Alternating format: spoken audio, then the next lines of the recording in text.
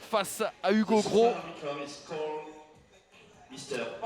Hugo Gros, bien sûr, le frère d'Enzo, les deux fiertés du box 85 qui démarre donc cette première reprise. Le box 85 a vraiment été eh bien, créé hein, pour les deux frangins Gros.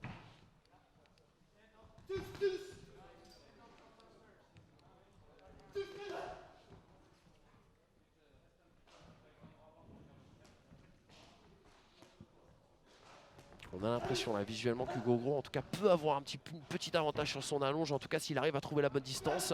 C'est ça.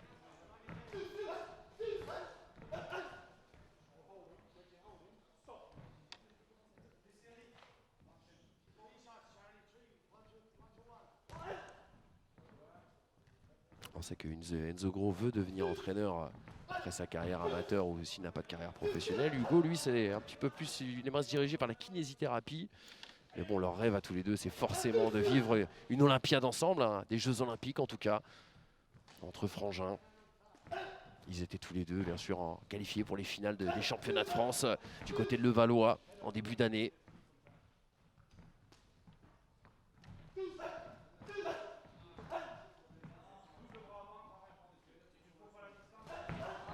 Là, ça touche pour Hugo. Oui, encore sur le crochet. La puissance hein, d'Hugo Gros.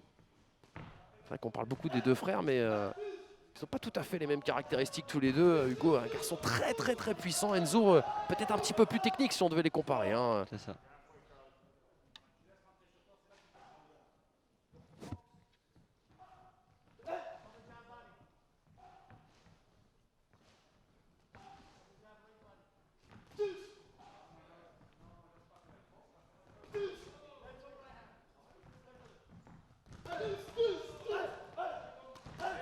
Oh, c'est bien ce qu'il fait.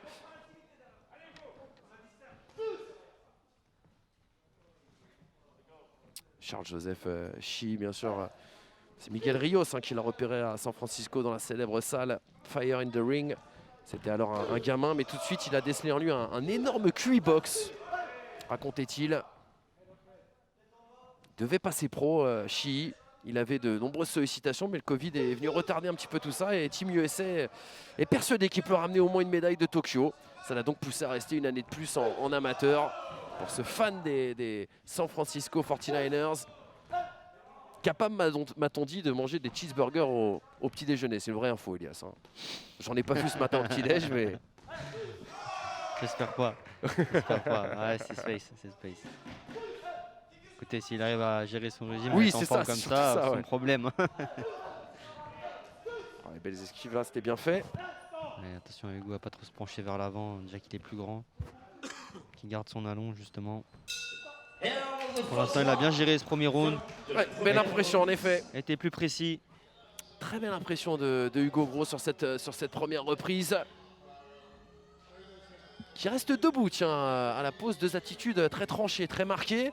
Hugo Gros debout et puis son adversaire Charles-Joseph Chi, qui est lui assis.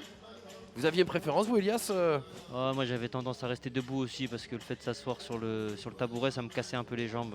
Donc c'est pour ça. Mais bon, après, ouais, chacun a sa préférence, son habitude. Exactement. On rappelle, hein, bien sûr, Elias, pour ceux qui ne vous connaissent pas, qui le regardent aujourd'hui, mais je pense qu'ils ne sont pas nombreux. Vous avez une très belle carrière en amateur. Je crois que vous avez fait une finale de championnat de France. Ouais, deux finales. Deux finales, pardon, excusez-moi. Trois même, mais en senior, une seule, oui, c'est ça. Et la question que je vous ai jamais posée, Elias, comment ça se fait que vous n'ayez qu'un seul combat en championnat professionnel? Bah écoutez, j'ai eu mon professeur en 2018, donc je suis devenu professeur de sport. J'ai dû arrêter ma carrière de sportif de haut niveau et j'ai entamé une carrière professionnelle, mais avec le travail, c'est assez compliqué. Je bouge beaucoup dans toute la France, donc c'est dur d'avoir une bonne hygiène de vie et surtout une bonne programmation pour l'entraînement.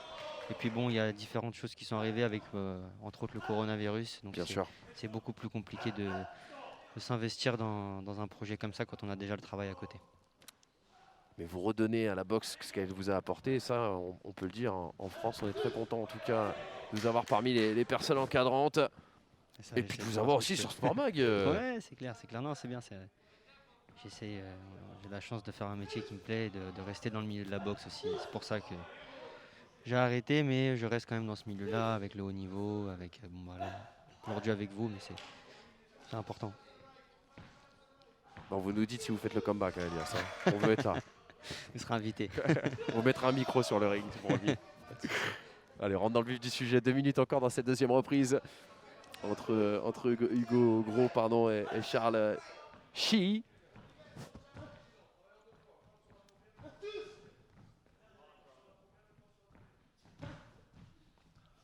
Hugo pareil, hein, qui attend le contre. Il attend que l'Américain se jette pour pouvoir le contrer.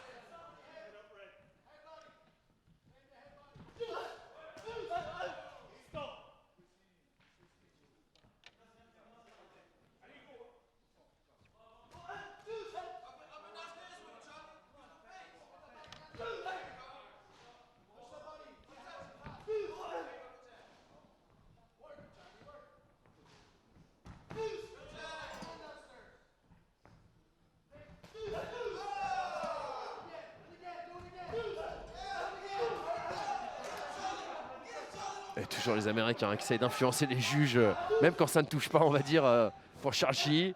Ouais, un petit peu de bluff, moi. Ça fait partie. Le spectacle, c'est ça. Après, voilà. Bon, Hugo, faut qu'il reste concentré, qu'il enchaîne. Faut pas se contenter de ce premier round qui a été bien gagné, mais maintenant, faut continuer sur les 2 prochains. Et là, voilà, il prend un bras arrière bêtement, un bras avant, pardon, bêtement. Il faut qu'il fasse attention. Ouais, c'est bien fait. Derrière, allez.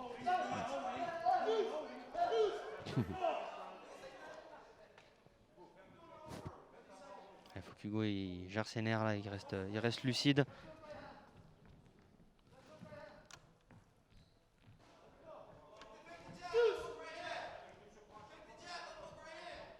Oh oui. Ça touche, là c'est propre. Encore. Allez, à 15 secondes quasiment de la fin de cette deuxième reprise. Ah, Hugo Gros qui met des points importants en tout cas.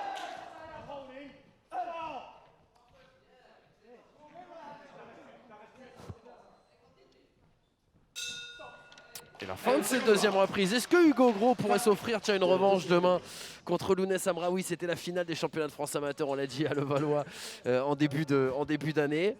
Ouais, on a l'impression qu'il en prend le chemin. C'est pas fait, mais il en prend le chemin un petit peu. Ah, c'est possible. Franchement, rien n'est joué dans ce combat pour l'instant. Je pense que le premier round, Hugo l'emporte. Le deuxième, un peu plus serré. On va voir. Et donc, ça va se jouer encore dans le troisième round. Mais oui, c'est possible. C'est fort probable.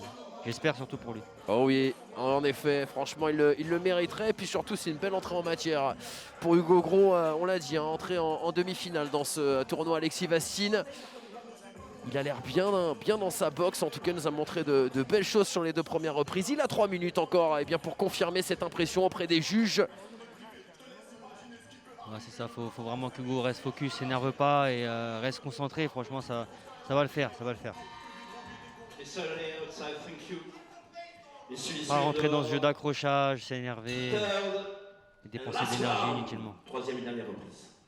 Allez, la troisième et dernière reprise de ce combat, de cette demi-finale, on l'a dit, avec un Américain qui va sans doute essayer de prendre des risques, hein, peut-être de se découvrir un petit peu, on va le voir.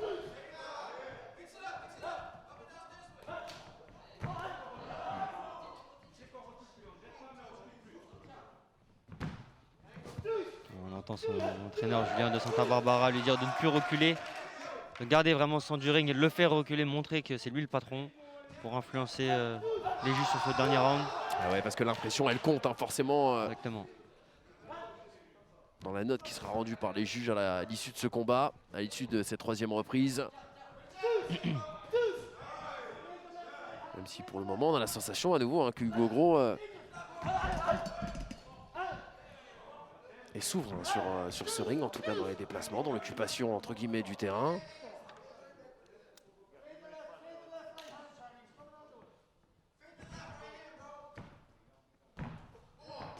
Oui, bien. Bras arrière en ligne. Tout simple, mais ça marche. On se croirait presque aux États-Unis, au vu de la réaction de la salle. Piquet il fait Hugo Gros.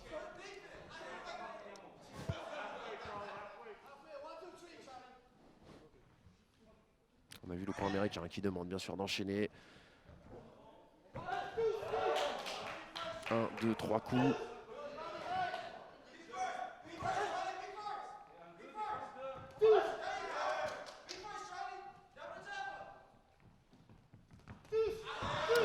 derrière.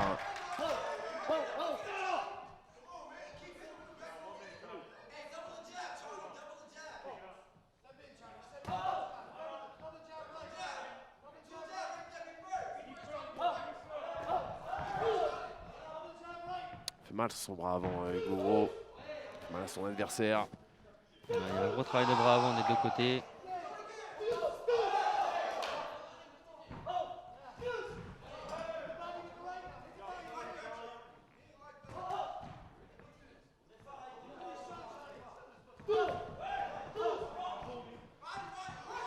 Hugo faut travailler. Ça touche. Mais il n'a pas encore pu placer justement cet enchaînement que lui demande son coin depuis tout à l'heure. Ouais, ça fait 2 fois que l'Américain touche avec son bras avant. Il faut qu'il soit plus vigilant et qu'il monte cette main justement. Il garde sa main arrière basse là. Allez, 10 dernières secondes, c'est là il faut faire la différence Hugo.